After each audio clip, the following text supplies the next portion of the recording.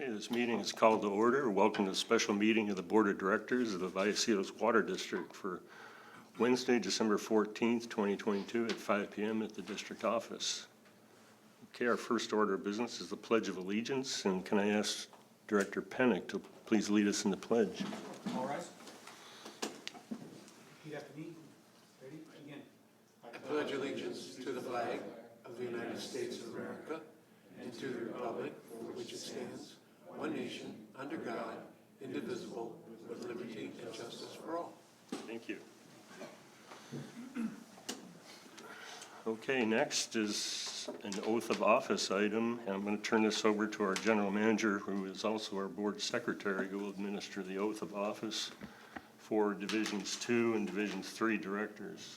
All right, thank you, President Eltharp. So with the results of the 2022 election having been certified by the county, I would like to swear in our returning board members. So if I could ask Directors Eltharp and Hernandez to join us down in the well here.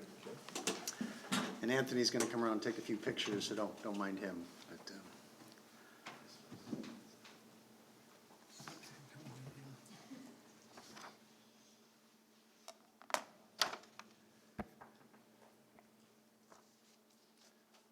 maybe, I don't know, wherever you want to stand, if you want to turn towards me or turn towards Anthony, it's up to you. But and I'll administer the oath to both of you at the same time, if that's okay? Yes. All right. So, Directors Eltharp and Hernandez, if I can please have you raise your right hand and repeat after me. I state your name.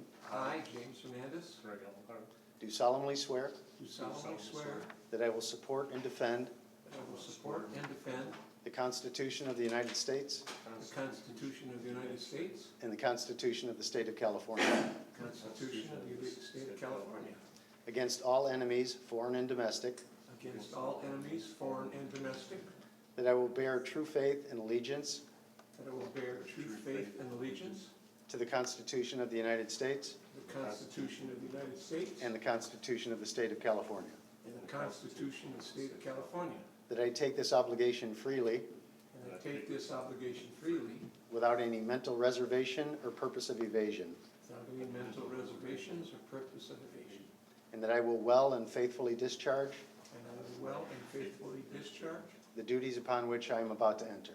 the duties upon which I'm about to enter. All right, thank you, and welcome back to the board. Thank you.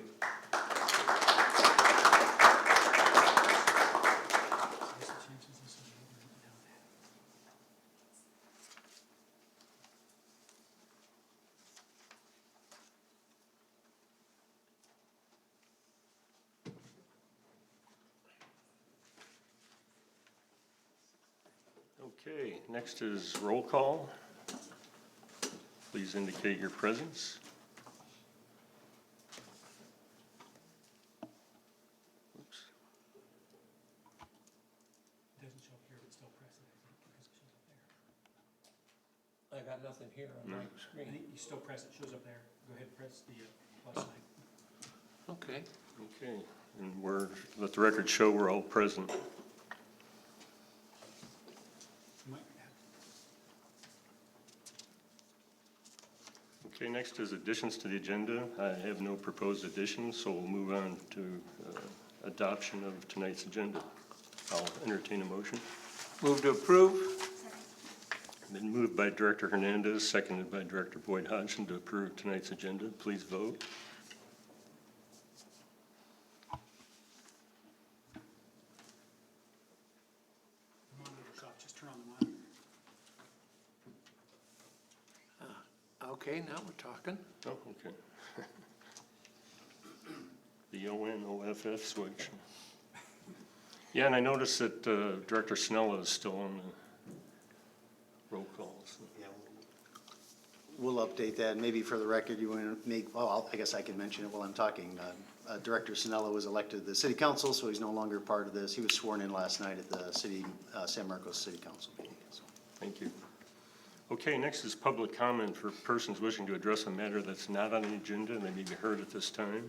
Anyone want to speak now on anything not on the agenda? Okay, seeing none, we'll move on to presentations. I'll turn that over to General Manager Prune. Thank you, President Eltharp. So the first presentation mentioned was to, or listed, was to recognize former Director Sinella for his years of service on the board. He had a conflict tonight, and he asked that we move that item to the meeting, to a meeting in January. So if that pleases the board, we'll accommodate that request. All right, and the second one is, this is Director Elitharp will be presented with a plaque commemorating his service as the 2022 board president. So if I can ask Vice President Hernandez and President Elitharp to come down here for a picture and the handing over of the plaque.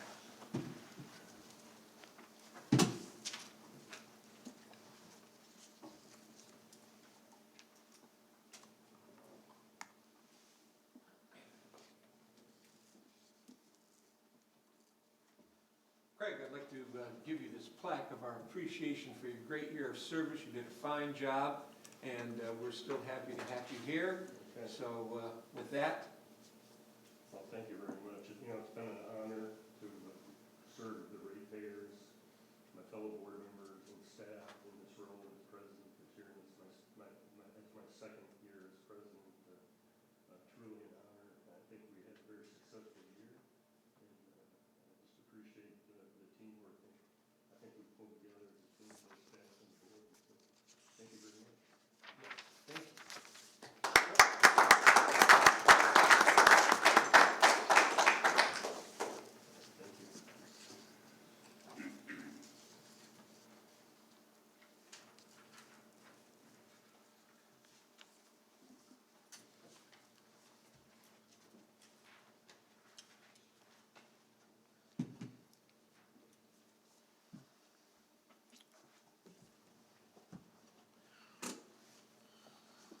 Okay, moving on to consent calendar.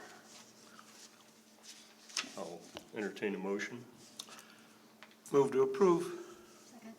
Been moved by Director Hernandez, seconded by Director Boyd Hodgson to approve tonight's consent calendar. Please vote.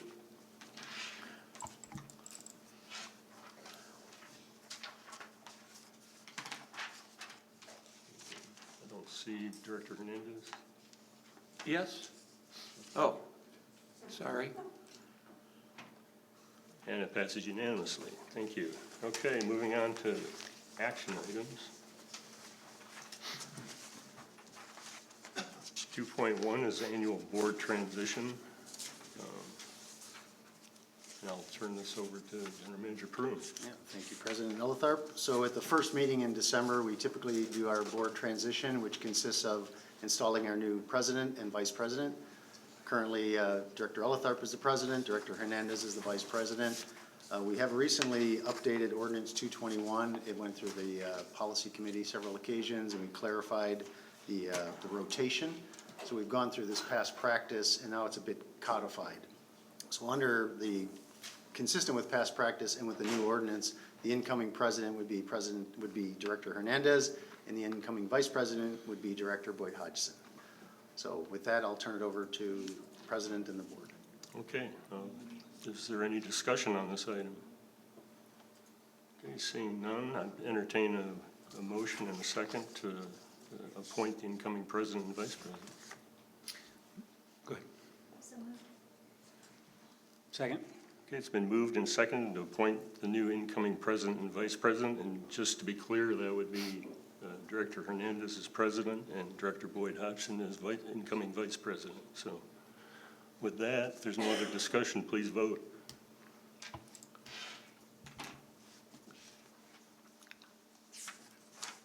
And it passes unanimously. Congratulations to Director Hernandez and Director Boyd Hodgson. Thank you. And with that, I'm going to literally pass over the gavel. There you go. Yes. Thank you, sir. Instead of switching seats. Yeah, and we will reorganize the seats for the next meeting. So, but for now, we'll just Fine, see. fine. Do I gotta, I have to. Item 2.2, the fiscal year 21-22 audit and annual comprehensive financial report. Yeah, and Wes is going to kick that off. Good evening, President Hernandez, members of the board. Tonight we're here to present the annual comprehensive financial report, and our auditors, Shannon Ayala from Davis Farr, is here tonight to kick it off for me and go over the audit process and status, and after that I'll give you the fun stuff and present the numbers. So with that, Shannon, welcome.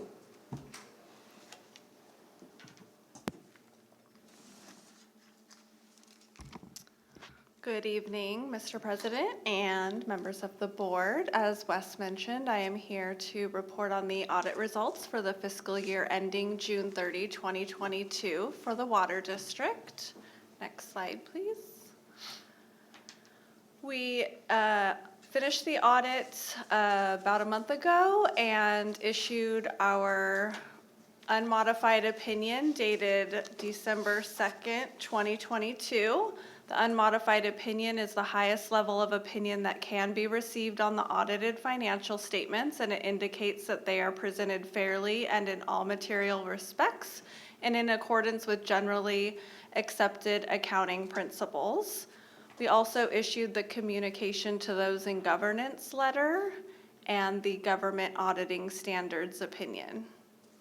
Sorry, Wes, if you, okay, thank you. One more. The audit results where the finance staff was prepared for the audit. We did not have any audit adjustments detected as a result of the audit procedures, and we did not have any significant deficiencies or material weaknesses in internal controls noted. And next slide. In addition to our standard audit procedures of testing the material balance sheet accounts and revenue and expense items, we had areas of audit focus for the implementation of GASB number 87 related to leases and employee expense reimbursements. So for GASB 87, it's a new accounting standard this year that essentially gets rid of the term operating leases and capital leases, and also requires the district to evaluate any leases that they have in which they receive revenue. So the district had approximately 4 leases that resulted in a lease receivable and deferred inflow being recorded in the financial statements. We reviewed all of those leases and the journal entries that were prepared to record those entries to ensure that they were correct, and also all applicable disclosures were appropriately noted in the financial statements. For the employee expense reimbursements, we selected 5 employees to review the supporting documentation for their expense reimbursements to ensure that they were properly supported and for an allowable business expense. We did not have any exceptions noted as a result of that testing. Next slide, please. I did want to point out a couple of changes to the audit reports for this year as a result of implementing Statement of Accounting Standards number 134. The audit opinion format changed slightly to move the audit opinion and the basis for the audit opinion to the beginning of the letter, and the communication to those in governance letter, the end of audit. You could continue, Wes. It added additional language related to the auditor's responsibilities in relation to the audit and communication of any significant audit matters. We did not have any. It also added information regarding our compliance with ethics and requirements regarding independence. We do identify threats to independence as a result of preparing the financials and proposing journal entries if there are any. We reduce those threats by having the finance manager attest to reviewing the audit, and we also use an independent quality control reviewer to review. Additionally, we needed to report on the significant risks identified during the planning stage of the audit, of which GASB 87 that I mentioned earlier was one of those items. With that, I can answer any questions that you had on the audit process. Do we have any questions? Yes. Thanks for that. Thank you for the presentation, Shannon, and for your work. I do have a question about employee reimbursements. Yes. And I'm thinking somewhat selfishly because, as a board member, we expend and then we get reimbursed. And I'm always worried that I'm not going to do that properly. So do you audit board members? And are they ever included in your random sample of folks that you audit? And if so, how does that work? And maybe we could get some training so we can make sure that we do our expense reports properly. But if not, I'm wondering why not. Thank you. We do sometimes audit the board members' expense reimbursements. I don't believe any came up in this random selection of expenses. And it can, we can do, specific procedures related to that if there are concerns in the future of not preparing them correctly or providing the proper support. I would imagine with the review procedures that the finance department has in place, they would kick back any expense reimbursements that were not properly prepared by any member of the board or did not have the adequate support, which those are items that we check with the employee expense reimbursement. So I would imagine the board would follow those same policies. And we'd be happy to do any training the board members may want, but it does go through multiple levels of review. The first thing is the board members or a staff member would submit the form claiming expenses, and then Ann and Anthony would look it over. I would review it. It would go to the finance department. They'd look it over, all before it would show up in an audit. So there's a lot of checks and balances in there, but happy to do any training if the board members would like that. Any Well, thank additional you. questions? Oh, you're welcome. Any further questions? Very good. I appreciate it. Thank you. And President Hernandez, if I can mention, at the conclusion of this meeting, we're gonna convene the Finance Corporation. Yes. And you'll be taking the same actions, but you will not hear the report again for that meeting. Very good. All right. Anything further on 2.2? Yeah, I still have to give my exciting presentation. Oh, It's a little bit longer than Chan's, but I'll try to Trying be brief. trying to sneak And by. if you want me to present later again for the Finance Corporation, happy to do that too. That's all right. Let's do this now while we're fresh. Okay, it's a good time, a good place to have it too. I was excited. We're item number 2, so you won't, everyone will be alert until I'm done, and then, Yeah. Well, good evening again. This is the presentation on the annual comprehensive financial report. And before I get started, I did want to thank Shannon and her staff. They always do a good job. This is their 5th year on our audit, and every year they're very detailed and they keep us on our toes, so we appreciate their work, even though typically auditors aren't looked at as value added, but we do like working with them. So Shannon did mention that the financial statements are the responsibility of management. And that being said, I wanted to mention that staff worked diligently this year recording transactions and preparing for the financial statements to ensure that they are accurate, complete, and fairly presented. And I'm going to talk a little bit about the numbers in the annual comprehensive financial report, which should be exciting. Before we get there, this is the cover for the fiscal year 2022 annual comprehensive financial report. And I would like to thank Alicia Yerman for putting this together for us. She's our conservation awareness personnel. She does a good job. She's got a lot more creativity than I do, so I appreciate her getting our covers together for us. So the annual comprehensive financial report, we mentioned last year that the name was changing, so it went from comprehensive annual to annual comprehensive. There was actually GASB's statement, and GASB is the Governmental Accounting Standards Board. They set the generally accepted accounting principles for us. And GASB statement number 98 established that the new name and acronym would be Annual Comprehensive Financial Report, or ACFR, ACFR. So the contents of the ACFR are, first I'm going to go into, starting with number 2 in the middle. You may know the district is required to have our annual financial statements audited, but we're only required to have our basic financial statements audited. So we're not required to prepare anything more than the financial statements as well as the notes of the financial statements. So that's sort of the meat and potatoes of it. In order for it to be a comprehensive report, which we actually transitioned to back in 2019, so we've got the award 3 years in a row. This is our 4th year preparing it. It has to have 2 additional sections, and that's the introductory section and the statistical section. So since the financial section is sort of the meat and potatoes and has all the financial statements, which is what is required, I'm going to start with that and go into and talk a lot about that first. So looking at the financial section, it is made up of first the independent auditor's report, which Shannon mentioned in her presentation. Then there's the management's discussion analysis, or MD&A. Then there are the financial statements, and that is made up, or they are made up of the statements of net position, the statements of revenues, expenses, and changes in net position, and the statements of cash flows. After that, you have the notes to the financial statements, and finally the required supplementary information. So for this presentation, I'm going to focus on the management's discussion analysis, because that's sort of a summary of the financial statements, and it's where we sort of have a chance to brag about our accomplishments during the year. It's in the early section of the report. So the next few slides I'm going to go through are on pages 19 through 25 of the ACFR, if you'd like to follow along. And I'm going to start with the financial highlights, which are actually discussed in the management discussion analysis summarized here in the table. And worth noting, sort of top, the first one isn't really a highlight because water sales actually decreased by $1.2 million, but just a topic of discussion. Water sales decreased because we had a 3.9% decrease in demand during the year, hopefully due to higher rainfall and hopefully conservation efforts. Our capacity fees increased by $900,000. They went from 7.7 to $8.6 million this year, so that's good. We collected more capacity fees due to development.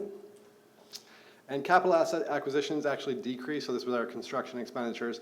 It went down $3.6 million this year. Looking at that, though, last year was actually we had an uptick in 2021 in construction. $14.9 million is actually a higher number for us. The 2 years previous were 12.2 and $9.1 million. So 11.3 is right in line with the normal construction expenditures. Next, continuing with the financial highlights, this is a summary of page 22 of the ACFR, and it presents the district's net position in summary format. And you can see in 2022, we had a net income of $6.3 million. And after the capital contributions of $11.3 million, our total change in net position increased by $17.6 million in 2022. So moving on, the other financial highlights, just two things worth mentioning. The district issued $28 million in debt during 2022 at a total interest cost of 2.24%. I like to say record lows for 30 years. That's pretty impressive and quite an accomplishment. And the district received a rebate from the San Diego County Water Authority of $1.2 million that the board elected to refund to our customers. Next, we're going to look at a current to prior year analysis. This slide is a summary of page 21 of the ACFR.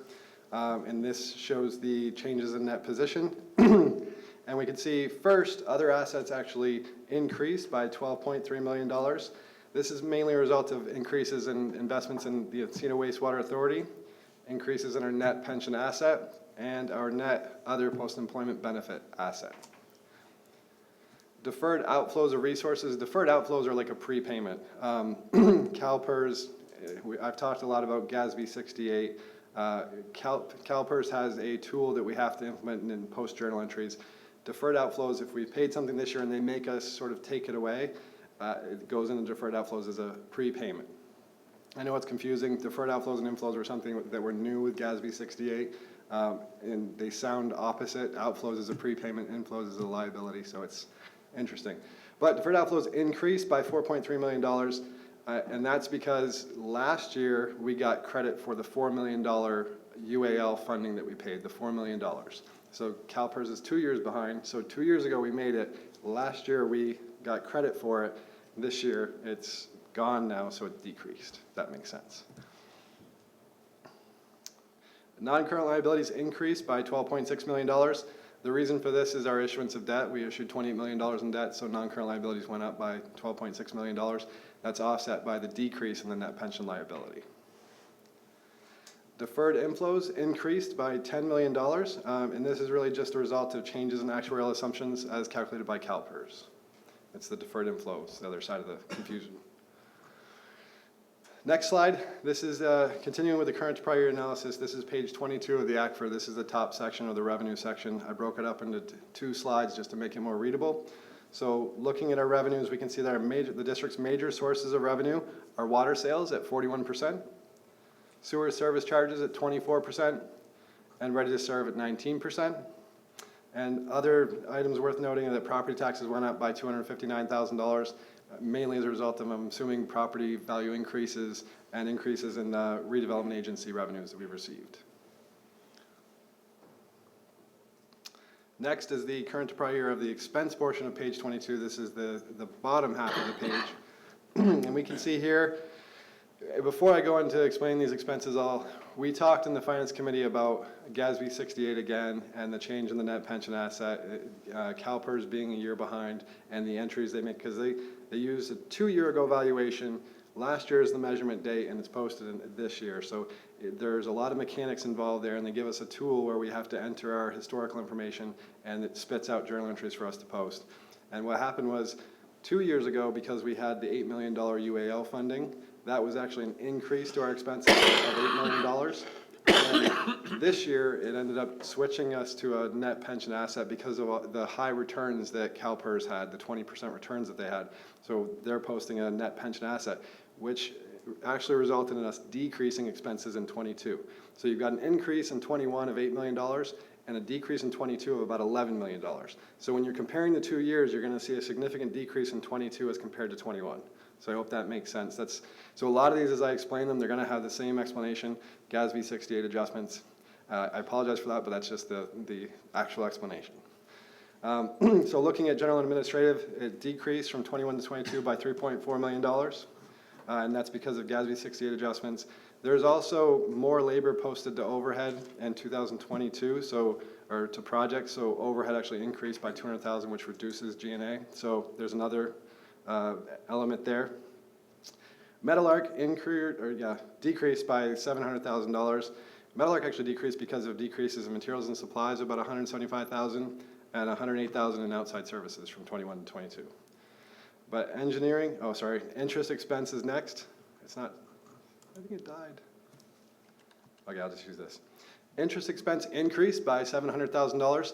That increased because of the debt issuance. So we had our first interest payment on the 2021 COPS in 2022. So that increased the interest expense. Engineering, collections, and transmission distribution, those decreases are really all a result of the GASB 68 adjustments. So the three of those are explained by that. Other expenses decreased by $3 million. This is largely in part, recognizing less of a loss on the Encina Wastewater Authority. They had a similar situation. They paid down their UAL as well. So they ended up their net position increased this year. So we had less of a loss for Encina this year, which decreased that number. So that's the main reason for that. Then you've got changes in, it's basically that, just recording the $2.4 million from there, which is most of the $3 million. Wes, can I ask you to just repeat something? I'm not sure I understood. Under G&A, you said something like we had less overhead. Yep. Can you say that again, and can you just build it out a little bit? Absolutely. So when we our overhead rate is set annually by the board. We bring forward a recommendation set by the board.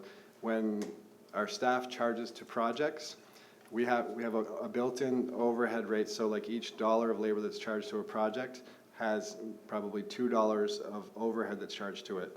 And what it does is that overhead is taken out of our G&A expenses and moved to the cost of the project so that we properly cost that project. So if you look at the financial statements, you'll see I don't know if the detail of the G&A is there, but if we had department expenses to show you, you'd see a line. Oh, you'll see it in the budget actually. If you look at G&A in the budget, the last line says overhead, and it's a negative number that subtracts from the G&A expenses, because when engineers mostly charge to projects, $2 is moved from G&A for overhead costs like lighting, running the building, doing things like that, moved to the cost of the project, so it reduces the G&A expenses. So in 2022, we had more labor charged to projects than in 2021, which increased the cost of overhead, increasing a negative number and reducing the G&A. Okay, thank you.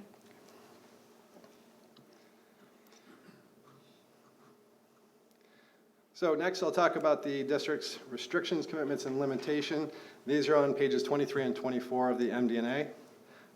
And our major commitment is our debt, $73.3 million. That's the balance as of June 30th, 2022, and that includes the $28 million debt issuance. We also have certain capital projects that were contracted for through at least the design phase. Those are in note 12 of the financial statements, and those projects are the MRF Aeration Basin CIP, the Sage Canyon Tank Refurbishment, MRF Tertiary Structure Rehab and Repairs, and Palos Vista Pump Station Motor Starters Upgrade. So those are the restrictions and commitments. Next, we're going to talk about the economic factors considered in preparing the 2023 budget. We all went through this process together, so we're all familiar with these factors, but they're summarized in the management's discussion analysis. And we took into consideration slight increases for residential water usage due to the district due to the drought. And then the rate increases that were established through the cost of service study were built into the budget. We actually assumed increases in construction and development. And finally, we accounted for or budgeted for increasing regulatory compliance. So that is the financial section of the annual comprehensive financial report. Next, I'm going to talk about the introductory section. Unfortunately, the introductory section doesn't have any numbers, so hate to disappoint, but the introductory section is made up of the letter of transmittal, and the letter of transmittal actually gives background information about the district and describes the district as a reporting entity. It also talks about some of the economic conditions and outlook and our awards and accomplishments, which next year will hopefully include the award from the GFOA again. So here is an actual picture of the award that we got. It was presented at the board meeting, I think it was last month. So the Certificate of Achievement for Excellence in Financial Reporting from the GFOA, and this is the highest award you can get in financial reporting. We got it in 2021, and we will be submitting for it as well in 2022 with this ACFR. Next, the introductory section has the organization chart, the list of principal officials, and it shows our service area map. That's the entire introductory section. Finally, we'll go into the statistical section. And this statistical section is made up of 16 total tables with 10 years of information. And it really just makes the financial statements more transparent for our readers. And it's made up of 5 areas of focus. The first area of focus is the financial trends. I feel like there's another mouse that's being moved. Does someone else have a mouse? Okay. The first area of focus are the financial trends. Those are shown on tables 1 and 2 or pages 70 and 71 of the ACFR. And that actually shows the financial performance and well-being of the district by presenting 10 years of net position of the district. The next area of focus is the revenue capacity of the district, shown in tables 3 through 9 on pages 72 through 77. And our revenue capacity is shown through detailed information about revenues and expenses broken down by source for the last 10 years. Then it shows our debt capacity in tables 10 and 11 on pages 78 and 79. And on those tables, we show our outstanding debt by type and our debt service coverage ratio for the last 10 years. The fourth area of focus is the demographic and economic information, and that's in tables 12 through 14 on pages 80 through 82. And those show our assessed valuation, our population information, and our largest employers for the last 10 years. The final and fifth area of focus is our operating information, tables 15 and 16 on pages 83 and 84. And those tables show our employees by function and our capital assets by type for the last 10 years. So that's the statistical section summarized. The next steps in the process will be for us to complete the checklist detailing the requirements. I usually say it's a 79-page checklist, and I get to brag about that. They reduced it this year, so I took out the 79. It's only 49 pages this year. But we still have to go through the checklist detailing the requirements again, and we'll address all GFOA prior year comments. And you may remember last year, we got up here and Shannon and I talked about how she has more experience than I do in this stuff. No, that wasn't what we were talking about. We were talking about she has 20 years of experience. I have had 19, it's actually more, but well, I started working in 1999. I'm just bad at math. so I'm bad at math, but we all knew that too. You shouldn't admit that. I know. This time. In public. Well, yeah. In a way, I can be proud of it, though, right? So we got up here and we said that last year was the first time we'd seen an annual report that didn't have any GFOA comments, right? Between the two of us and 39 years of experience, no comments. Well, this year, I'm happy and sad to report we had 1 comment. So not as good as 0 comments, but still pretty impressive. So we'll address that comment. It's already been addressed through the ACFR, and we'll submit for the award again and hopefully get it this year. You know, you're going to be expected to win that award every year. So. We got to, otherwise it's just disappointing. So those are the next steps, and with that, staff recommends that the board consider and accept the 2022 Annual Comprehensive Financial Report. And with that, I'll say thank you, and I'm open to any questions. And President Hernandez, if I could say just a few things. I want to thank Wes and his team for all his work. It's a lot of work to put together the ACFR, and it's a lot of work to oversee the audit, so thank you for that. Isn't his excitement is infectious? He just loves this stuff. Particularly for this.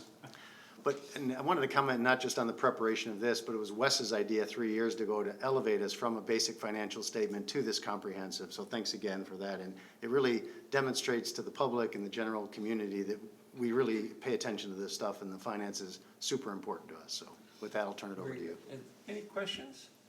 Is this a note and file or a motion to approve?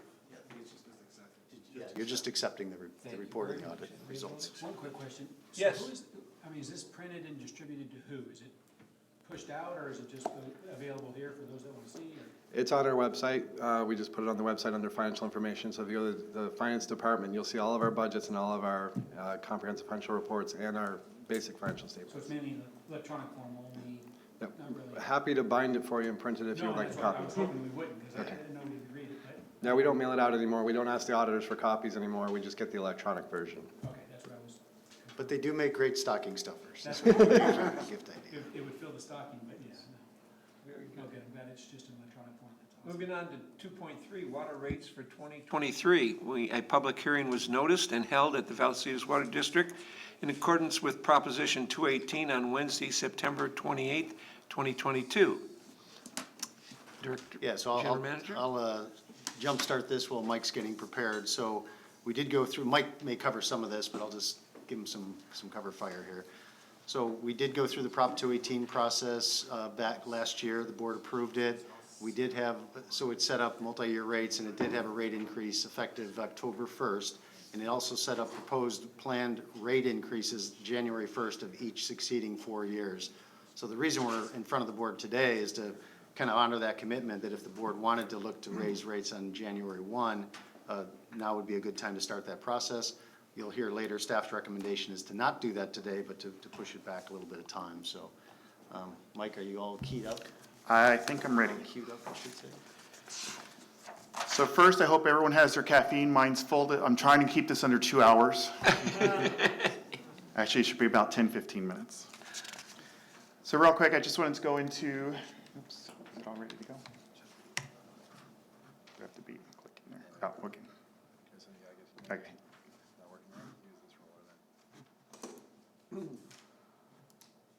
Okay, so just some terms, just in case people don't understand some of the terminology that we use or some of the acronyms. So when we say COSS, it's a cost of service study report. San Diego County Water Authority, which will, SDCWA, which I'll also say Water Authority, CWA, SFR, single family residence. And then when I refer to average single family residence, it's one of those residents using a 5/8 meter that uses 13 units of water per month. RTS is the readiness to serve. And when I mention IAC, it's the infrastructure access charge. That's the charge that SDCWA passes through to us. And if there's any other terms during my presentation that you're not clear on, please stop me. I try to account for all of them, but. So real quick, we did do a comprehensive cost of service study that was adopted by the board on September 28th of this year. So that board approved a methodology, a 5-year methodology of rates. Now, the rates that were adopted, 9/28, future rates have to be brought to the board annually, so there's no automatic pass-through. It has to come to the board, and the board has to approve those rates. So speaking of pass-through, so there are pass-through charges that were approved in the methodology, and those pass-throughs include those from the Water Authority as well as our internal. And they apply to both the fixed, which is the RTS portion, and the variable, which is the commodity portion of the rates. We also included drought rate structure. And then for right now, we're not proposing any implementation of drought rates. I just wanted to bring that was one of the things that was in the cost of service study report. But as of right now, we're not planning to implement any drought rates. Yeah, and the board would have to take a separate action to make a higher drought declaration to make those drought rates effective. So it would be fully dependent on the board's future actions. So the implementation in the Prop 218 was noticed that rates would increase no sooner than January 1st of every year. So real quick, we're talking about the current fixed charges. So the fixed charges now are broken down into different sections. So out of our $37 and change fixed rate, there are 3 components to that. One is the San Diego County Water Authority pass-through amount. And then the San Diego County, the infrastructure access charge. And then our VWD's internal meters and billing. So that would account for rehab replacement costs, the meter costs themselves. For the commodity portion, there's this, similarly 3 components to that. There's a Water Authority pass-through amount, our VWD internal costs, and the discretionary offsets. If you remember, there is a sum of money that we receive for property taxes that is called discretionary revenue that the board at your leisure can use to offset any specific cost. Normally, we can't subsidize any specific customer type or rates, but with discretionary revenue, the board has that opportunity to do so. And they chose to do offset tiers 1 and tier 2 costs. So what do the pass-through increases look like? What I wanted to show you is the water authority. So they have the three components I mentioned earlier, the fixed charges. Fixed charges are only planned to go up about 1.86%. The IAC is to remain flat. And the huge part is the commodity increase for the water authority. It's combined with the desal cost is proposed to go up. It's not proposed, it's going up 8.61%. If you recall, the board passed with the cost of service study a cap, an annual cap. So the maximum amount that we can pass through is 6.5%. So even though the commodity costs increased by 8.61, we're limited with the Prop 218 notice that we sent out at 6.5%. Yeah, and we couldn't raise either of those other two to make up for that loss. You cap the ones that are above it, and the other two are what they are. Right, and I'll show you what that means in a minute, monetary-wise. And then for VWD, our internal budget costs only went up less than 3%, 2.95%. Mike, if you can pause there for a second, you're gonna see a number on a subsequent slide that's different than this 2.95%, and I wanna explain that right now. So if you do the math, it's 2.95%. And if you take the current rates and hit them by 2.95%, you come up with fractional pennies, right? Less than a penny. So we're not allowed to round up, we have to round down. So when you round down, you actually pass through less than 2.95%. And I think the actual number after you truncate the pennies, it's like 2.82%. 2.82, yeah. So in a subsequent slide, you'll see that internal component only going up 2.82%, and that's because we don't charge out to like 4 places past the decimal point on the unit costs. And when you sell 6 million units of water, fractional pennies add up. Right, we always round, as General Manager Prohm stated, we always round down in favor of the customer. So what does that mean to the water rates? So quickly, what I did is I did an estimate, not an estimate, an actual preliminary water rates if there were no cap. If we were able to pass through the entire 8.61%, what would that mean to rates? So tier rates would go to, up to 414, Tier 2 to 531, and Tier 3 to 902, and I'll bring in what our current rates are right now. However, as mentioned, the 6.5% cap, what that does to the rates is it actually lowers them across the board by 10 cents per unit. So every tier would be reduced by 10 cents with that cap. And as General Manager Prohm said, we sell about 6 million units of water per year. You times that by 10 cents, so that means that the district would be funding from our reserves about $600,000 every year to the benefit of the customer. So that's the commodity rate portion. The fixed charges, I mentioned that they're currently $37.07. If you remember, the fixed portion from Water Authority is only going up about 1.8%. So that's why there's only a 92-cent increase in the fixed portion. So what do these increases have, how do they affect our average single-family resident? All right. So currently our bill is $94.06, and that's again that average single-family residence 5/8-inch meter using 13 units of water. With these proposals and with the 6.5% cap, the bill would increase to $98.70, which is a $4.64 increase, or just below 5% overall. So it's important to notice on here that the 4.93% increase is comprised of only 282, which General Manager Prohm referred to earlier. Our budgeted increase went up actually 295, but because of the rounding, it's only going to be 282. And the majority of the increase, $4.02, is from the Water Authority. So their increase was $5.58, their combined increase. So that's a 6.5% on the commodity portion and the approximate 1.9% on the fixed portion. If you combine them, it's a 5.5% increase. So the average, without a cap, real quick, I just wanted to show you what the bill would look like without that cap. So the bill would actually be $100 even, which would have been a $5.94 increase. It's a $1.30 difference, which 13 units of water, 10 cents per unit, 10 cents by 13 units is $1.30. So the customers would be, their bill would be lower by $1.30 because of that cap. And I just wanted to kind of put into perspective how the CPI has been tracking, just to, like I said, give these numbers some perspective. The 12-month period from November 22 back through to November 21, the CPI increase, inflation was 6.7%. And the previous year before that was 6.6%. So we've had 24 full months of about a 6.6% increase. If you remember, our increase, September was 1.78%, I believe, and this one's proposed to be 4.93. So I have done some rate studies. So this is the rate study from May of 2022. This is what the board saw in the September 28th presentation. And there was a the 1.7% increase on October 1st, 2022. The VWD went from about $92 to $94. And what we did is we leapfrogged above Oceanside by pennies. So we were the 6th lowest. We were the 5th lowest. With our rate increase, it was we leapfrogged one, be the 5th lowest. The average bill at the time of all the agencies was about $109. So I believe we were 15% below average at the time. So I just did a new study and it was updated this morning.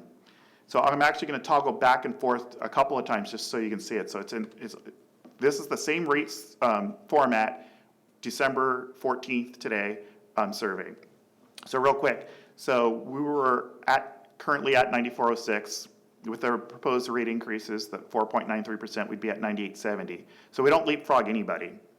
What's interesting about this is we actually go back down the 5th place, 5th lowest. A couple of agencies actually leapfrogged above us. What I did is I took any known increases, let me bring the next slide. I brought any known increases for 2023, and as of right now, there were 7 other agencies that have put on their website their increases for January, February, or March of 2023. The average of their increases was $6.64, or a 6.45% increase. One agency of these 7 actually went up 15%. And James, help me if I misspeak on this. There is one agency in North San Diego that is proposing a 25% increase. However, it's not on their website, so I couldn't include it. They're doing a 1-year increase of 25% proposed. Yeah, I have a question, Mike. Yes. Thank you. Recently, City of San Diego is projecting they need an 18% over the next 2 years. 2 years. Right. So that's not reflected. That is not reflected in here. I am, personally, I'm City of San Diego, and I just got my flyer, and they're actually only passing through a 2.5% this January 1st, because their Prop 218 limited them to 2.5%. But I did get, and read, it was in last week's Union Tribune, 18% proposed for over the next 2 years. Yeah, and I think the article said it would put them in the top 5 highest Yes. tier. Yeah, okay, thanks. Yeah, there's a lot of agencies that will probably hit some double-digit increases. And the other thing I kind of want to note in here, and I mentioned this a couple of times, that MWD refund that all agencies have received, we've given back the majority of that. There's probably like $380,000 that we haven't done anything with yet. But we gave back a couple of $1 million directly back to the consumers. Several of these agencies, and I notated it on my Excel spreadsheet, I've actually retained that money, and they're using that to artificially lower their rates, or not necessarily lower, but not increase it as much. So one agency is offsetting, I believe it was 9 cents per unit of water, and another one is about 7 cents per unit of water. So what's going to happen, the one agency that's 7 cents is doing it for 2 years. In 2 years from now, not only will they have their regular increase of X percent, it's going to be X percent plus 7 cents per unit of water. So when we compare agencies right now, I've always kind of tried to let you know that it's not necessarily apples to apples anymore. And what it does is it would actually shine a better light on VWD if I were able to put in those offsets in here. It would increase some of the other agencies and the average. Yeah, when Mike and I talked earlier today, he noticed some agencies that have already put it on their website. There's a lot that haven't, but I can guarantee you every one of them is going to be having some kind of a rate increase. Yeah. We just don't know what they are yet because they haven't started the process. Yes. So the process that we implemented with the cap insulates us from having an increase over 6.5%. where does the balance of the money go that San Diego County Water Authority is expecting? If there's a difference between what we say, no, we're not going to raise it more than 6.5%, how do they get the money? Yeah, I Are would we just say- kicking it down the road, or how does it work? Yeah, when you say it insulates us, I think it really insulates our customers, our ratepayers. They're the ones that 6.5% really protected. And you're right, the water authority doesn't care, right? They're gonna charge us what they're gonna charge us, so that shortfall in revenue will actually have to come out of our reserves. And right now, our reserves are healthy enough to accommodate that, I'll call it the hit, the short-term hit for this budget cycle. If things change in the future, we may have to come back to the board, but for now, staff is comfortable that we can accommodate that extra draw on reserves. So I don't know if Wes or Mike want to add anything. I mean, it wouldn't necessarily have to come out of reserves. If we knew about it in advance, we could accommodate it in our budget process. Well, yeah, you might be limited on where, you might have to find corresponding offsetting cuts, right, but that is an option. Assuming there were no offsetting cuts in the budget, it would come out of reserves. Thanks. Does the water authority have a cap of any kind that they can pass through? I don't believe they do. So, Yeah, I think they just capture all their costs from, their IID supplies and Metropolitan and all those, and then they come up and say, here's the revenue that we need to receive. They do perform a cost of service study, but I don't think they have corresponding caps like we have. right, they don't have the same limits they don't have a Prop 218 limit. They try to do their best by using some of their water reserves, but the problem with that is once the reserves are gone, then you have nothing to fall back on, then your rates go up, kind of like the, people using the MWD to offset it, it goes up the normal amount plus what you were using as reserves. So that, okay.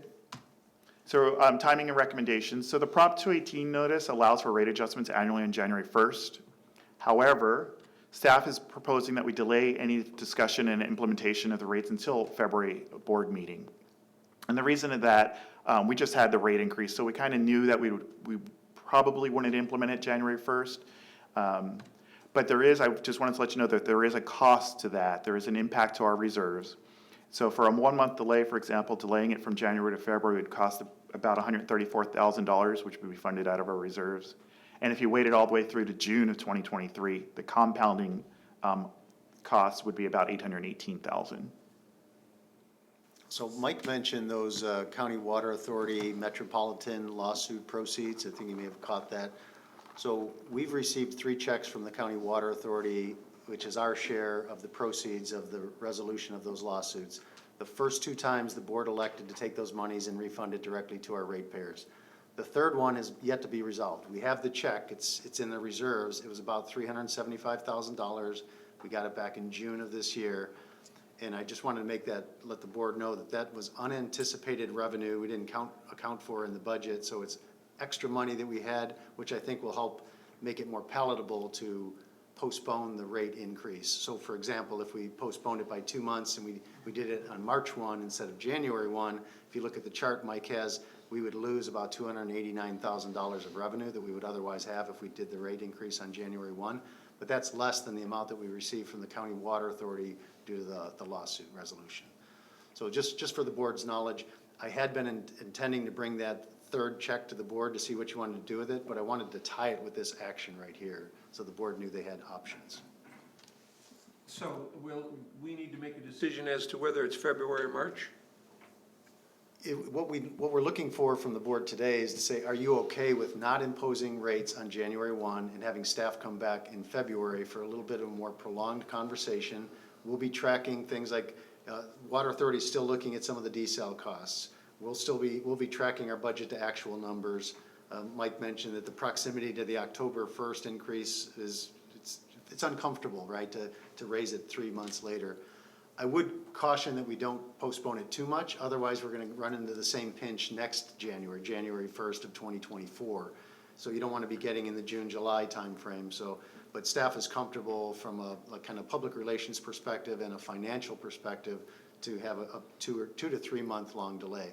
So if the board's okay with it, we'll come back in February, and at that meeting, we'll be making a recommendation for a specific date. We may give the board some options. It could be a March or a April implementation, but that's a discussion for February. Do we have any concern about not implementing it on January from anyone? I don't have concerns. I'm supportive of staff's recommendation to delay the discussion to February. And how much was the third check again? You said 380? Approximately $375,000. Any else? Yes. I have a quick question about, and I'm supportive of the staff recommendation. You know what, it just left my head, the question I was going to ask. I don't remember. It'll I'm come sorry. back to you. It will. I know. Clearly not. Sorry, maybe I will think of it. And All right, I will- very good. My only concern is the same one, Director, or that Glenn has, is I don't want to kick it too far down the road. Yes. February, March sounds reasonable, but I agree with staff recommendation. Oh, got it now? I knew I'd Thank you. get in. So my 2 hours are up, so if there are any other questions, I'd be happy to take them. Have you, or has any staff received any phone calls from ratepayers about, it was kind of a new process for us when we approved potential rate adjustments for the long term. And I expressed that I had concerns about that I thought that might be confusing. That we might think that people would think that that meant we were definitively raising the rates over the next 5 years at, XYZ schedule that we proposed. Have you received any calls about that? I check with, I don't know definitively if we have, but I went down to customer service almost every day and would ask them, did we get any calls, any walk-ups? Because I really want to know that. I want input from the customers. And as of now, I've heard nothing. All right, very good. All right, moving on to 2.4, approval of the fiscal year capital budget amendment for the Mountain Bell Reservoir Fence and Hydro Seed Project, the Butler property, if you remember. Before, we didn't need to take any action on that. That was just a No. right? No, we're okay. Okay. Let me clarify, the agenda does say adopt the ordinance. That was if the board wanted to do that today, that there would have been action required. Okay. I just wanted to make sure the board was comfortable and didn't think staff fell asleep at the switch. Why didn't we go for a January 1 rate increase? Because that's what the Prop 218 process says. But remember, the Prop 218 said no sooner than January 1 and no higher than certain amounts. So it gives the board some built-in flexibility. If you want to establish rates that are lower or implement them later, you still retain that flexibility, which you just exercised tonight. Okay. Very good. All right, 2.4. All right, good evening, President Hernandez, fellow board members. The item for you to consider tonight is approval of a capital budget amendment to the fiscal year 2022-2023, and that's for the Mountain Bell Reservoir Fence and Hydro Seed Project, and this is related to the budget, the Butler property. So picture tells 1,000 words, so the exhibit you have there on page 215 of your board packet, you may recall, the board's had several discussions with this issue with the property owner encroaching upon the district's property there at the Mountain Bell Tank. We've been coordinating with the property owner since about 2007. That culminated in some legal action in April of 2019, and then we ended up having a settlement agreement in March of this year. That went into default, and then we had a judgment awarded to the district, a little over $80,000, and that was back in August. So the picture says 1,000 words. If you look down there on the bottom, you can see what the site looks like just of last month. So pleased to announce that a lot of the encroachments have been removed by the property owner. So then our next steps is to install a property line fence, establish our property line, prevent any future encroachments. And then obviously we need to restore that site, try to reestablish the native vegetation in that area. So that's what we're looking for tonight from the board. A recommendation to approve the amendment to the fiscal year budget to account for this project, which we hadn't accounted for. And that budget will request is in the amount of $65,000 for the creation of the Mountain Bell Reservoir Fence and Hydro Seed capital project. And I can take any questions you may have. Questions? I have one. When they removed the structures, did they also remove the debris and they had waste product out there? So there's still a bit of animal waste that needs to be removed, and that's going to be part of that restorative process. So we're going to be removing the remainder of that animal waste. We're going to be installing some erosion control and then hydroseeding it to establish that. So we're going to use a non-native, a non-irrigated native mix to reestablish that. And that, of course, as you know, with native species takes a bit of time. Perfect. Any further questions? So I will add that you'll notice that we're not asking the board to approve contracts today. That'll probably be something that'll be under my signature authority. We're just asking for a budget amendment, and then we'll get bids, and then we'll, assuming it's within my contract authority, we'll go ahead and just have the work be done. With that, I'll entertain a motion to approve the fiscal year budget amendment. Move to approve? Second. With a motion and a second, let us vote.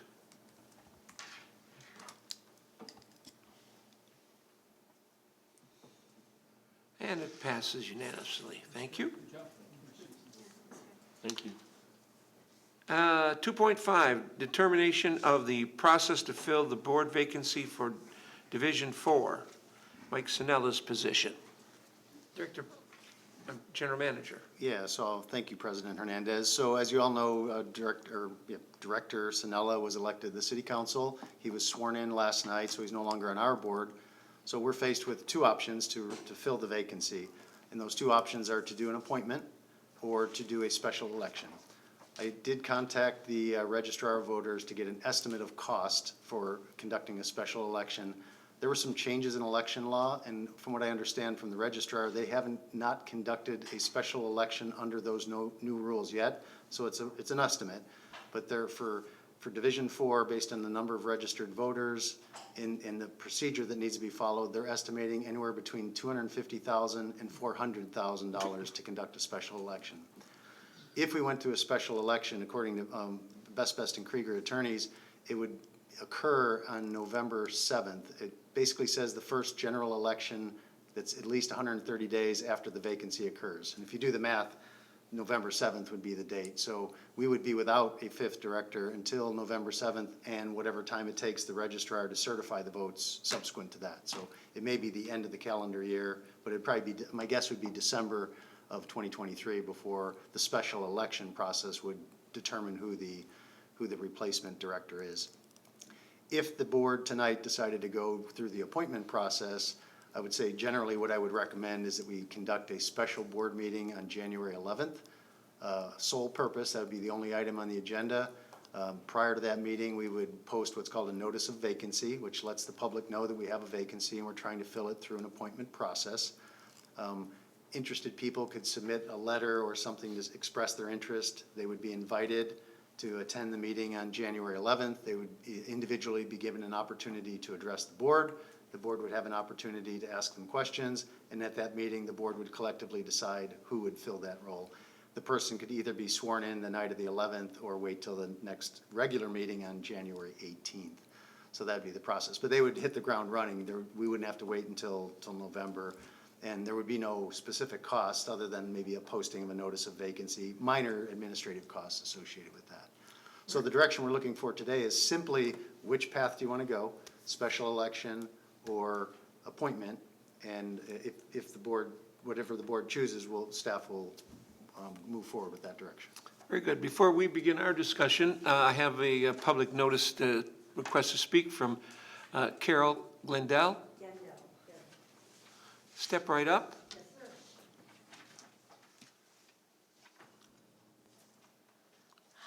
Board members, it's a pleasure to meet you. This is my first time here.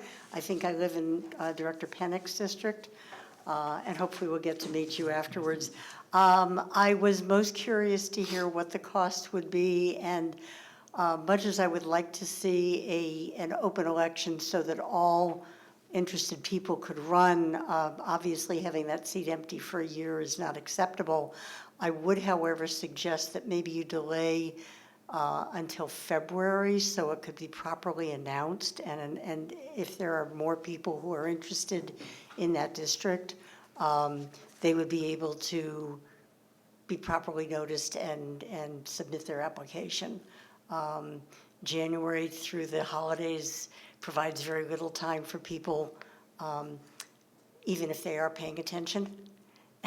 And so I would recommend that. As I say, I don't live in District 4, so I cannot say I would be running for that, but I would encourage you to give more people an opportunity and make sure that the position is well advertised as one that you're looking for people to step up for. I do have one other request, and it is not related to this, but it's a request nonetheless. I live in a mobile home park. We are sub-metered. We do not get notices from the water board on anything. And so I would request, because there are 19 mobile home parks in the city of San Marcos, and I'm not sure how far otherwise the Vallecitos Water District covers into what other cities, please find a way to make sure that all water ratepayers get your notices, and I don't mean online because not everybody goes online, so that we actually know what's happening. So I would request that as well, but I would definitely urge in this circumstance to appoint, given the fact that it's a year's notice. Thank you. Thank you very much. Well, I think the first discussion is, do we want to spend 250 President or 400? Hernandez, Yes, excuse me, sorry. sorry for interrupting, but we did receive an email Oh. from somebody who can't attend tonight, and if it please the board, I'll read the email. Yes, please, thank you. Okay.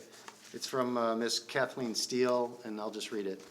I'd like to register my comment regarding action item 2.5 on tonight's agenda. It's my opinion that we should hold an election to replace departing board member Mike Sanella as opposed to letting the board appoint a replacement.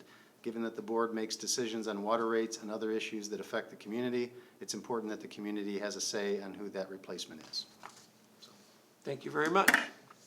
Well, with that, yes, Director Pennick. Just a question of clarification. I know I've talked before, but legally, does the individual, whether we go, if we go appointment, does that individual need to live in that district? I believe that's the case. Correct me, James? They do. Yes. They need to live within that area. Well, That- they need to be appointed from that district By directive, by law, by what? by law. By law? Because you're governed by division, so you're filling the appointment for that division. See, it's so interesting, because at the city level, they do it differently. It's in fact, they prefer them to be outside of the district, because then that individual, if they're appointed, then they have kind of an unfair advantage on an election, because they've sat on the board, now they're an incumbent. But I understand if it's by law, and we've got it, so that individual does have to live within the boundaries of the district. Yeah, and I'm not, you're talking to the city of San Marcos, so I'm not familiar what they've done, Director. Because there was an appointment 3 years ago, and Oh, yeah, they highly discouraged appointing somebody that lived within the district for that reason, that's why I'm finding it contradictory. Sorry, Yeah, but I understand if that's the way it is with the water district. Okay. I guess the second point I'd just add to this, based on the comment, you've got 60 days to appoint from the effective date, which was, I think, yesterday, if he was appointed yesterday. So you do Well, have. Any other question relative? Yes. What if the four of us are tied in our votes for, and I guess this is sort of like a general question too, now that we are not an odd-numbered board, what if we cannot agree and there is a tie? Who breaks the tie? How is that handled? At some point in the process, I believe the county steps in and says, if you can't figure it out, we'll figure it out for you. So the district would lose control over that appointment. And Well, I'll leave it to- Yeah, I think there's two questions. I think your question is, if this board goes to the appointment, we would have to set up a process whereby you would break the tie. In other words, we could do ranked voting, et cetera, if we need to do that. What Glenn's referencing is if you fail to appoint or call an election within the 60 days, then it defers to the county, who then has a process to either appoint or elect within a period of time. And then if they don't do it, it comes back to you. So I think, was that your question? So if I heard you correctly, if we decide to go through the appointment process, we would then also have to determine what to do if there were a tie. Yeah, we could come up with a process so that you could elect the process you're going to go through to avoid All right. a deadlock, if you will. All right. Is there anyone interested in going to a vote? Very good. Well, I think, go ahead. No, I was going to say I support the appointment process for a couple major reasons. Our speaker indicated the length of time, which is a big concern to me logistically, only having 4 board members for almost a full year. All right. And the other is the cost. If a special election costs $450,000, that's equivalent to about a 1% water rate increase if we had to take that into account, if it didn't come out of reserve. So it's a significant cost to the ratepayers that I'm not willing to support. So I would make the motion that we go with the appointment process. We have a motion. Do we have a second? And just, excuse me for interrupting, but clarification on the timing of it as well. So there was a recommendation that it be delayed from my recommended January 11th date, but if you want to make it, include it in the motion. I would support the speaker's request to make that length as long as possible within the legal requirement. Do you want a date certain for that? Long as possible is up in the air. I mean, the 60 days, I think, is the criteria. Yeah, so if it's 60 days from that, that would be February, mid-February. We would only have one meeting in February. I think February 1st is a meeting, a regularly scheduled meeting. We can call a special meeting whenever you want, but if the board wanted to do this at a regular meeting, February 1st is our only option. Otherwise, anything up to mid-February, we could probably accommodate. Do we have a later meeting in January, or just the January 11 one? January 18th is the only, we're going to be canceling the January 4th meeting. We're proposing a special meeting on January 11th for this purpose, if the board chose that path, and then the only regularly scheduled meeting is January 18th. So would you Could we, modify your motion to make it February 1st? yeah, that would be fine with me. Is there a second to that motion? And I'm sorry to continue to interrupt, but the reason I picked January 11th, because I want it to be a sole purpose meeting. I didn't want to put it on a regular board meeting. So my recommendation is let's keep it a sole purpose special meeting that wouldn't occur on February 1st. So maybe suggest a date that's not February 1st, that's not past the 60 days. Or leave it to me and I'll get back to you and say I recommend All this right. date. That's fine with me. As long as 60 I get days through from those what date? goalposts, right? From yesterday? Yeah, so So you just take action to December, what was go it, with the 13th or appointment something? within the 60 days of the effective date, then Jim Prum can work out the calendar, and then we've got to give 15 days notice at least to Yes. the folks that we're going to fill it, and we. All right. can do that early. Was that a motion? I just want to clarify, so I can second it if it's by appointment, not by special election, and a special meeting in February. Yes, very good. I can second that. We have a motion and we have a second. Well, Let's vote on it. Just to clarify, you said a special meeting in February. I think you're going to need you may need the special meeting before that, or you talk, go ahead, Jim. because it's February 1st. That, when I'm looking at the calendar with the 60 days and given the time for noticing and given the time and for the board to have a separate meeting to actually review the applicants, I don't know for certain, but January 28th is probably the date that comes to mind logically. So just if the. It's a Saturday though, James. Sorry, is that a Saturday? That's 2022. Oh, I'm just- He's on 2022. Sorry. 27th is the last Friday of sorry, the February, 25th. is the Wednesday. Yep, that's the Wednesday. So it'd be. Of February? January. Of January. Mm-hmm. All right. So, however, it doesn't need to be on a Wednesday, but just allowing the staff to pick a date that works within the time. That happened, isn't that the first day of the CASA conference? It is CSBA? council conference. Yeah, that's true. Well, can we move it the day before and make it a Tuesday? Yeah, CASA's January 25th through January 27th. Right. So if we made it January 24th as a special meeting, People may be traveling Oh. to CASA. oh, January 11th sounds good. January, and that's a Monday, terrible. Well, I like the suggestion of lengthening the time as much as possible. It doesn't sound like we have too much leeway to do that, so. That being the case, then are we going to maintain the January 11th date as a special meeting for the interview of applicants? I think you're looking at the wrong guy for that. You have to look at. I'm supportive of that, and I would amend my motion. And would you amend your second, sir? If, Very good. I know I'm trying to squeeze it in there, but because of the 60-day and everything, yeah, I could amend my second on that.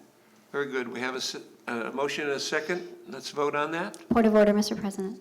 I'm sorry? Point of order, I'd like to make a Yes, couple of points thank for you. discussion. I'm torn on this particular issue. I believe that we, as a water district, should be trying to make sure that we are reaching out to all folks in the community. I support an extended, as much as possible, window of opportunity, and we're right in the middle of the holidays, as the speaker mentioned. $250,000 is a lot of money. An open vacancy for almost a year is unacceptable. This is news to me. I too reached out to the registrar of voters. There have been several special elections. The cost estimate for this particular election would be $250,000 to $400,000. There are 15,085 registered voters. There have been special elections in the past. The city of La Mesa and San Diego Union High spent $464 for an all-vote by mail election for 66,000 plus voters. The city of Poway spent $408,000 for 29 plus thousand voters. Rancho Santa Fe School District spent $63,000 for a vote by mail for 4,000 plus voters. The Julian Cuyamaca Fire Protection District special election was $100,000 in March of 2019 for 2,400 voters. The city of Solana Beach spent $182,000 for vote by mail for 9,000 plus voters.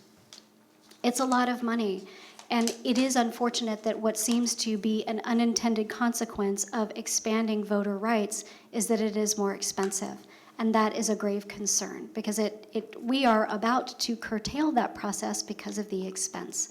And that is something that I will be speaking personally with folks at the county about because it's an unintended consequence, and we want to save our ratepayers' money, but at the same time, we're about to curtail the democratic process, which is priceless.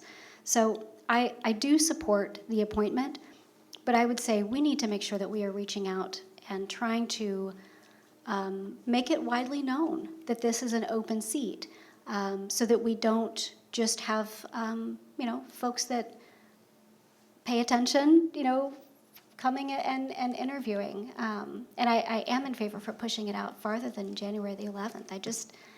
I think it's too soon. People are about to go on holiday. Well, for those who have been watching the election and watching Mike's ascension to the city council, I think it's incumbent upon us board members to see if there are individuals out there who have wanted to take up the appointment. We're somewhat of a mystery to a lot of residents. And although I'm quite surprised at the voter turnout, and I think those people that are interested in what's going on at the Water District are paying attention to this appointment, and if there are individuals that would like to apply, I believe that is enough time. It's almost more than a month for us to get the application out and then for an interview. So we have a motion, we have a second. I'd like to call for the vote. Okay.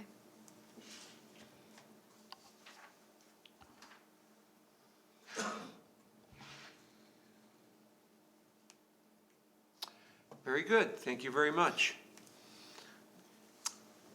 Let's see. Moving on to item 2.6, the fill a vacancy on the Legal Legislative Committee. As you remember, we are in the process of receiving RFQs for legal services, and with Mike gone, I would like to ask Director Illithorpe on a temporary basis would you take that position so we can have that reviewed by the committee and then brought forward to the board? Yeah, I'd be happy to do that. And the question I have is, would the committee be bringing forward a recommendation or a short list? Yeah, so how, the committee, we received proposals, the deadline was Friday, we received proposals, staff is in the process of evaluating them. We were gonna use the committee to help kind of shortlist that, to get it to a manageable number for the full board to interview. Perfect. So the committee won't be making any permanent decisions about who the new legal services firm is, other than they may shortlist. So, and the schedule I put together shows 2 meetings of the committee. I don't think we'll need them, but we put it there just in case. And as you mentioned, President Hernandez, we have a process underway in leaving this committee vacant. This Director Sinella's position vacant may prolong the process. So, and we're trying to keep on schedule. Very good. And do you have any idea when the shortlist individuals would be coming to the board for an interview? No, we don't, I don't think I have that date specified. I have But some it's- dates as to when the committee will get together and make a recommendation. If I put that on the schedule, I don't recall it right now. Do I recall March as sort of a drop dead date? So, yeah, March 30th is the termination of the end of the 5-year Best and Krieger agreement. Yes. So we're trying to get everything done so that we can go through the interview, selection, contract negotiations, award of contract, all of that by that date. Perfect. All right, very good. Item number 2.7, the ACWA Region 10 Board seeking a board member as a candidate. Is anyone interested in becoming a board member for Region 10? I'll do it if no one else wants to. Very good, very good. I looked at it, but I'm going to pass, and I'm happy to see Director Boyd Hodgson is stepping up. We are going to need a resolution on that, and if I recall, Ann, are you going to rush up and get one, or are we going to do this at another date? Depends on your vote. Get one ready. Yeah, as soon as the board votes, if you want to support Director Boyd Hodgson's request, then Ann will go upstairs, print it out, come back down, and you can sign it. Very good. I So- would move to select Director Boyd Hodgson for Region 10 Board. If I can clarify, the board's action does not appoint her to Region 10. Correct. It's a nomination to make Director Boyd Hodgson eligible, and the Region 10 committee will make the decision. But the deadline is this Friday, so we have to submit the nomination packet and a resolution by the board supporting the nomination of whoever, and we can only nominate one director from our. Very good. You didn't want to do it, did you? I support you 100%. Okay. Very good. I was going to second that with the right. wholehearted support. Do we need to vote on this, I guess? Yeah, I think it's adopting a resolution, so you need to. Very good. Very good. All right. Stick around. Ann's going to come up, do the resolution, and then we're going to have to vote on the resolution? General Manager? No, I think you just did. So Okay, the great. action you did, approve the resolution. All right. So we'll prepare, and then President Hernandez, you'll need to sign it at the Very conclusion good. of this meeting. All right. Moving on to 2.8, the water supply condition update. Yeah, so Chris Robbins usually gives this, but he's not here tonight, so you'll have to settle for me. This is always a challenge, because by the time we prepare the report and put it in the board packet, conditions change rapidly. right? Yeah. So what you see is gonna be a little bit old, but I will say that in the time since this was prepared, conditions have actually been slightly better. Yes. So that's good, Yeah. right? All right, so the board, right now, we're currently in a level 2 drought. The board declared it way back in April, but this is a copy of the press release for that was released in October 31st. And what happened October 31st, it limits outside irrigation to do 2 days per week. So we've been constantly reminding people that you're limited on how often you can do outdoor irrigation. So that's kind of coupled with the water supply conditions. So let's see, winter storms are helping. We've had a lot of storms in northern, central, and even some in southern California that are really helping. It's not where we want it to be, but some of the numbers are showing at about 200% of average to date. And the water year starts October 1st. So we're not that far into it. And you may remember last year, we were all celebrating in November that we were well above average, and then the spigot just turned off on January 1. And it didn't rain again until like April 1. So too early to celebrate, but everything's kind of trending in a good way. I know this is an eye chart. It's hard for me to use the pointer where we're at, but it's kind of you are here in the very bottom left corner. You see this kind of brighter blue line. So we're currently right here. And it shows that the blue shaded is the historical average. So this is the North Sierra 8-station precipitation index. So this is Northern California. They break the state into 3 areas. So there's northern, central, and southern. So northern's doing about average. I think it's above average now with the more recent conditions, but not that much above average. This is just showing the north, central, and south, similar chart comparing to average. And southern and central are doing better than northern, but overall as a state, we're pretty close to where we want to be. But remember, we're almost on 2 decades of drought. So even average rainfall, a lot of it's going to get sucked up into the ground, and it won't make the reservoirs and the creeks and that. So we would need prolonged above average rainfall to get out of this drought. So this is all kind of state of California and the kind of the water that feeds the state water project. This shows just a slide showing the conditions of some of the reservoirs throughout California. Some of those feed the state water project, some don't, but in general you can see there's like a green bar in the middle of most of these. I'm pointing at the one in the upper left, and one shows what the historical average is, and some show the max. So almost all reservoirs are below the definitely below the max and definitely below the historical average. Some are better than others, and we're all hoping that they trend upwards. Colorado River is becoming more and more important. The state water project just isn't producing. The preliminary Table A allocation is only 5%. And what Table A means is all the people that depend on state water project, they put in a request. The state adds those up, and then they determine how much of that they can deliver. So they're only delivering 5% of the requests. So that's a very small number. So that means the Colorado River is more important. Groundwater is more important, local supplies are more important, and the Colorado River is more important than when we have a healthy Table A allocation. So as of December 5th, Colorado River's basin's doing okay. It's at 92%, but Lake Mead and Lake Powell continue to be very low, hovering around 25% of capacity. So that's a bad sign, but there's a lot of action taking place. Chris and I talked today. We'll probably be coming forward to the board either in January or February and try to give you a more comprehensive outlook on water supply conditions. We're looking to see what actions Metropolitan may take, because that'll affect what the Water Authority does, which clearly affects us. So stay tuned in January or earlier February, and we'll give you a more comprehensive outlook on water supply conditions.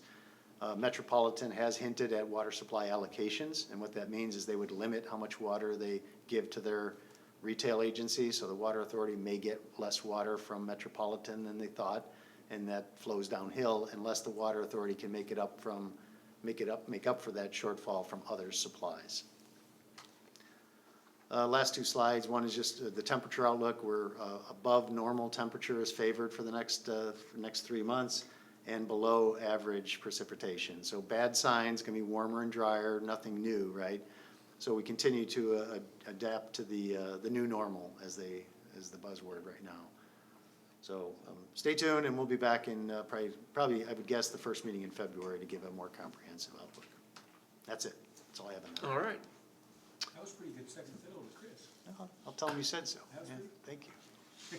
All right, moving on. Item 3.1, General Manager's Report. Yeah, the only thing I was going to report on, I kind of talked about, it's the legal services solicitation. So the deadline for proposals was Friday, and we sent it out to 10. We received some on Friday. We're in the process of, staff is in the process of reviewing them, and then we'll meet with the committee now that we have a fully constituted committee and move forward with the process. So that's all I had.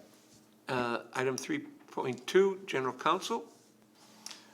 I just had 2 items. The first one is that there's a gift limit under 1090 that it currently is $520. It's going to go to $590 next year. The second, I don't remember if I reported on this. It's SB 1439, which is known as the Levine Act, and it actually deals with conflicts of interest created by political contributions. So if you receive political contributions from someone in excess of $250 during a 12-month period, and an item comes before the board related to a contract or something with that person, you would be required to recuse yourself. There was an open question under the law as to when that 12 months would start, i.e., did the campaign contributions that you received in 2022 affect this because this law doesn't go into effect until 2023.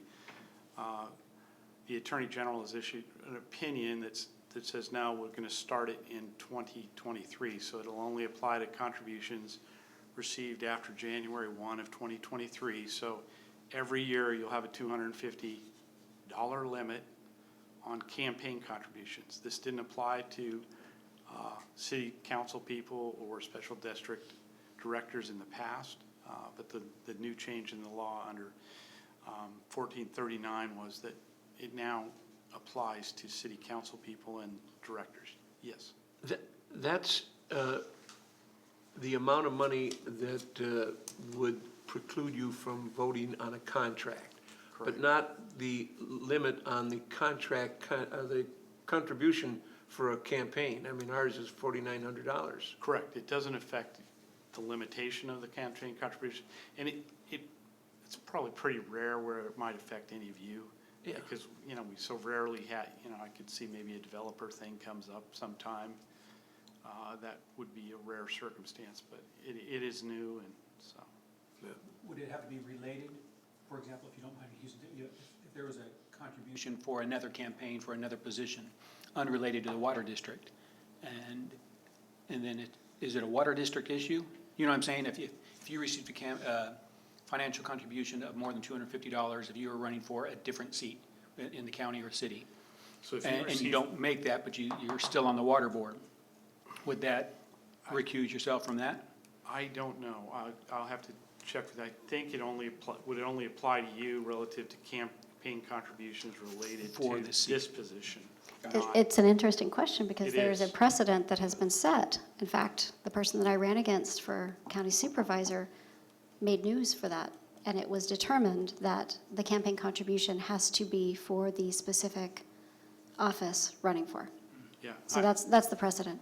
I think that's right, but I'll confirm it for you. Thank you. Director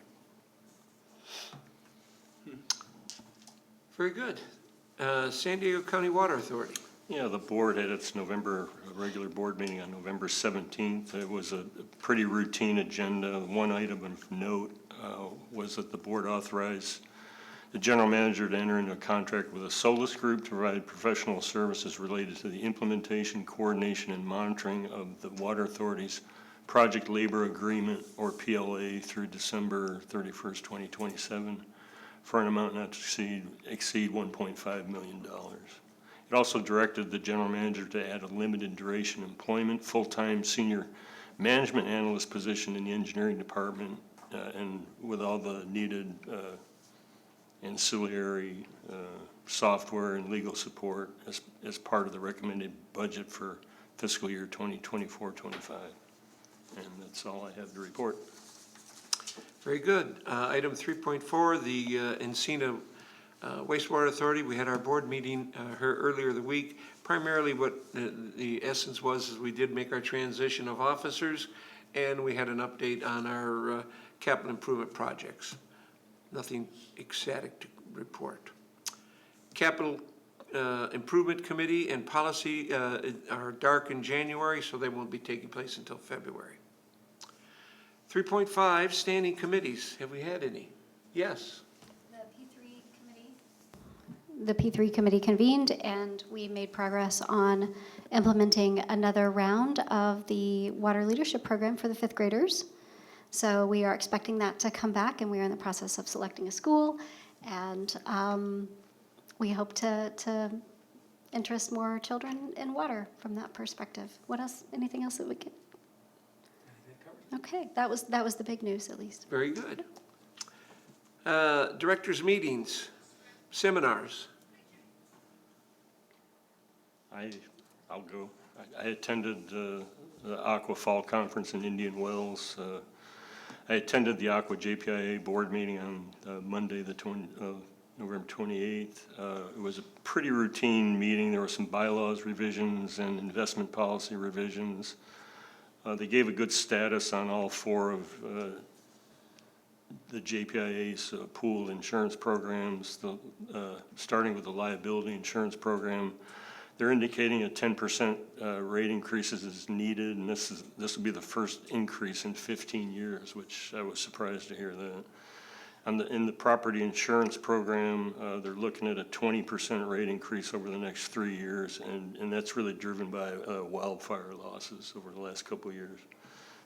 Workers' comp and employee benefits programs, no major changes. And that was it for JPIA.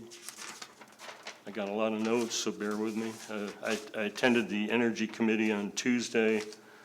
The CARB fleet electrification rule dominated the discussion, with the issues being a lack of specialty vehicles and heavy-duty vehicle availability, and also impacts to the electric grid from electrification. Wednesday, I attended a roundtable discussion on impacts of housing densification on water agencies. I think several of us attended that one. Really what's driving that is that legislation that eased installation of ADUs is also making it difficult to collect capacity and impact fees for those kinds of developments. So I think we all agreed that it's too soon to tell what the impact's going to be. So also attended a statewide issues forum on the status of the Safe and Affordable Drinking Water Fund. It's been in effect for 3 years, and it's really to provide funding for small water districts that are impacted by failing water systems. And typically those are in disadvantaged communities in the Central Valley area. And they had good news to report that they've reduced the number of people affected by failing systems from 1.6 million to about 900,000 people over the last 3 years. So sounds like it's a good use of the money. Thursday, I also attended a statewide issue forum entitled Unpacking California's Water Supply Strategy. There was a big emphasis on conservation and water use efficiency increases, both indoor and outdoor, but sadly a notable lack of discussion on new water supply and storage projects. So if everybody remembers back in 2014 with Prop 1, we the voters approved at least $1 billion, it might have been more. It was at least $1 billion for, and a portion of that was for new storage projects. We haven't hit a lick with a shovel on starting any project in the 8 years, and it's disappointing to me as a voter and a taxpayer. But you know, there was a notable lack of discussion about the Colorado River Basin. I didn't see Met's general manager speak on anything. I know he was at the conference. He was silent and at a time when I think he needs to be speaking. So it's my 2 cents. Thanks. Others? Thank you. I also attended the Aqua Conference, and there was some overlap in some of the sessions that I attended. The housing densification session was particularly interesting because it was a roundtable discussion. The format was a little bit different in that we all sat at tables and we talked about what are our agencies doing. And each table was moderated by a facilitator. And what I took away from that session is that there is not a lot of talk as far as policy implementation just yet in a lot of agencies. And I think that is something that we have the opportunity to start talking about and be proactive and maybe take a leadership role in talking about housing densification and how it's going to impact water, you know, how are the fees going to get paid, how is it fair? And there's many, many ways to talk about that. Secondly, the final day, I attended a session on climate change, climate action plans. And what I found really interesting is to listen to people talk about climate action plans in water districts as risk management strategy and good financial strategy. So I'm going to be learning a little bit more about that, and then I hope to come to the board and talk to you all about it, and maybe we can talk about how we can maybe find some money, because we have implemented some strategies where we can also mitigate our risk rather than taking large risks and having really, really expensive emergencies later on. So those are the 2 things that I'd add. Thank you. Very good. I attended the conference as well and just ditto on everything. The thing that I found out on the water use strategy that did perk my ears was they're trying to simplify the permitting. It's just the mess on permitting, years and years in the processing. They understand it, they're trying to simplify it, but there's just a lot of moving pieces that need to be coordinated such that you don't have to be reinventing the wheel with every different agency in the state. All right, item 4.1, CASA Winter Conference is the 25th to the 27th. If you're interested in going, let Ann know. I am attending, and I've already been boosted. I'm not going to be at the conference. They have me down the. Yeah, the The Hyatt, conference, the so they're conference filled. hotel is sold out already. Yeah. Same So. with me. All right. Item 5.1, director's comment, future agenda items. Seeing none, that is going to, we're going to adjourn the general meeting, and we are going to open the Finance Corporation meeting.